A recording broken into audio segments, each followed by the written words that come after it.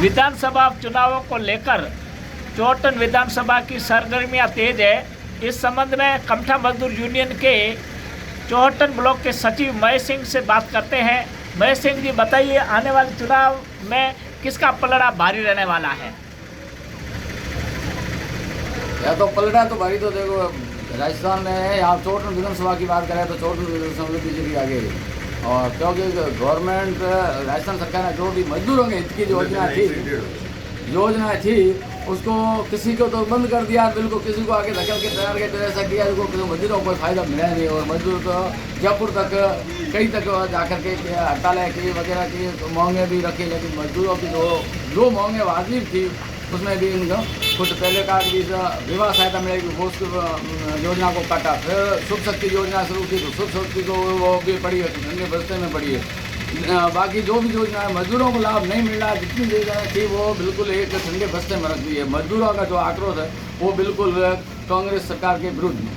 मजदूरों के अलावा राजस्थान सरकार ने और कई भी कल्याणकारी योजना में आम जन को फायदा दिया, जैसे चिरंजीवी योजना, उनसे क्या मजदूर को फायदा हुआ है? नहीं बकवास है, बाकी कुछ नहीं, कागजों में है, कोई नहीं है, धरातल पर नहीं है, कुछ नहीं है।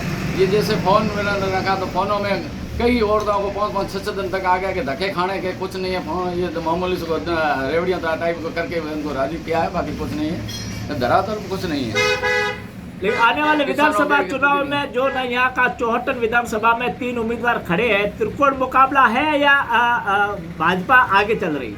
ये भाजपा चौहटन में कई ये 7 सीटों में करीब जो है आगे ही चल रही है। ये बातें तो कई कर रहे हैं कि वो उनके वो नहीं है। भाजपा जो है मोदी के नाम से या राष्ट्रीय हित में देखते हुए भाजपा सरकार आगे चल रही है पार्टी।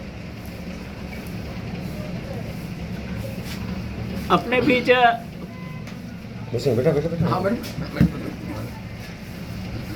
एक और कार्यकर्ता जुड़े हैं, मैं उनसे जानना चाहता हूं, आने वाले विधानसभा चुनावों में चौहटन विधानसभा का क्या रुख रहने वाला है? अभी वर्तमान स्थिति में चौहटन विधानसभा में जैसे 5 उम्मीदवार यहाँ चुनाव लड़ रहे हैं।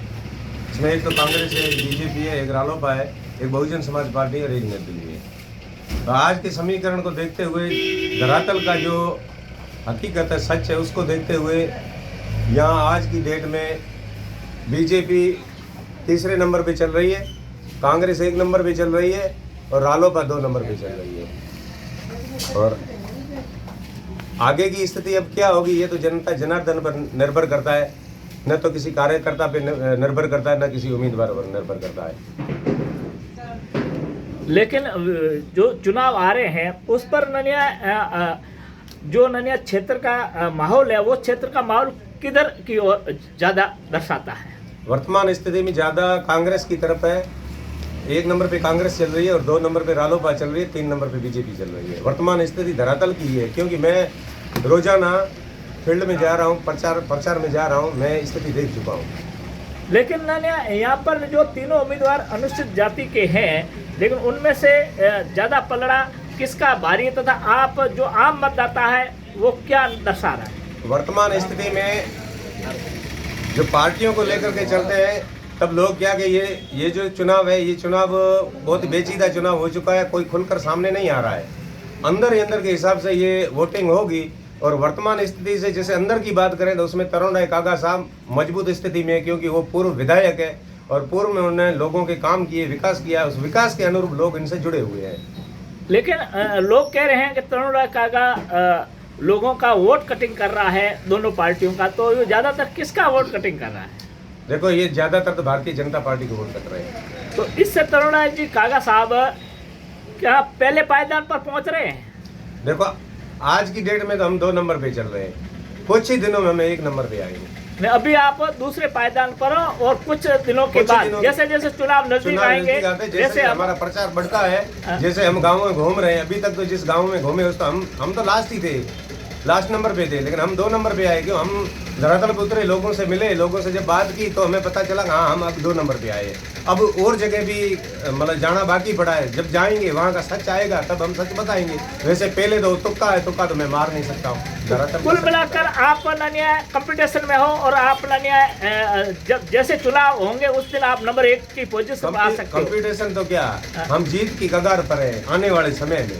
बस 2-4 दिन के बाद में आप खुद ही देख लोगे कि स्थिति क्या है। क्यों लोग जब चुनाव खत्म हो गए अपने आप लोग बाहर आ जाएंगे। अपने बीच चुतराराम जी ट्रक ड्राइवर हैं, उनसे जानना चाहते हैं कि आने वाले विधानसभा में चौहटन विधानसभा का रुख क्या रहने वाला है। भाजपा के पक्ष में रहेगा। भाजपा के पक्ष में रहेगा, लेकिन इसका रीजन क्या है? भाजपा पक्ष में क्यों रहेगा? क्योंकि नरेंद्र मोदी को लोग चाहते हैं। नरेंद्र मोदी को चाहते हैं, लेकिन स्थानीय जो मुद्दे हैं उस मुद्दे पर कहाँ तक आवेगी? ऐसे होते रहते हैं स्थानीय मुद्दे, कई भ्रम लोग भ्रमित करते रहते हैं, उसमें कोई फर्क पड़ने वाला नहीं है। नरेंद्र मोदी जी है और देश के लिए अच्छे काम किए हैं, इसलिए नरेंद्र मोदी जी के नाम पे ही वोट देते हैं। कोई कैंडिडेट वेंडिडेट कुछ नहीं देखते, कैंडिडेट नहीं देखा जाता, केवल नरेंद्र मोदी के नाम से वोटिंग हो रही है। वोट दे रहे हैं। तो भारतीय जनता पार्टी यहाँ अच्छी नहीं आएंगे, हम किसी के बहकावे नहीं आएंगे। हम नरेंद्र मोदी के पीछे ही वोट देने वाले, कमल के फूल बटन दबाएंगे और भाजपा प्रत्याशी को यहाँ से जीता के भेजेंगे, कड़ी से कड़ी जोड़ेंगे। कड़ी से कड़ी जोड़ने से विकास की गति बढ़ेगी। गति बढ़ेगी। तो आपका ये मानना है कि जब कड़ी से कड़ी जोड़ेंगे तो विकास की रफ्तार होगी। रफ्तार होगी। ऐसे भ्रमित करने से करते रहते वो, उसमें कोई फर्क पड़ने वाला नहीं है। और नरेंद्र मोदी के कारण विकास हो रहा है। आप कुछ कहना चाहोगे समझ में? भाई साहब ने जो बोला है इस हिसाब से मैं आपको ये कहना चाहता हूँ कि ये विधानसभा के जो चुनाव है ये माननीय प्रधानमंत्री मोदी जी के नाम पे नहीं लड़े जाएंगे, क्योंकि जनता जनार्दन है, सब समझती है। मोदी जी के नाम पे सिर्फ लोकसभा का चुनाव लड़ा जाएगा, वहाँ ही मोदी जी का चेहरा चलेगा। या विधानसभा चुनाव में चेहरा नहीं चलेगा। या जनता को लोकल विधायक चाहिए, अच्छा विधायक चाहिए, जनता लोकल के साथ है। आप क्या कहना चाहते हो महेश सिंह जी? लोकल विधायक हमारा तो सिर्फ जो कैंडिडेट है वो कमल का फूल है। कमल के फूल पर ही जो है विकास की जो उम्मीदें लगा के बैठे हैं, कमल का फूल ही है। स्थानीय मुद्दा नहीं है, ना कोई अपना प्रदेश मुद्दा, कुछ नहीं है, सिर्फ कमल का फूल मुद्दा। कमल के फूल को लेकर आप राष्ट्र की इस धारा में जोड़ना चाहते हैं? हम राष्ट्र हित में देखते हुए कमल का फूल ही हमारा प्रत्याशी। बहुत बहुत धन्यवाद।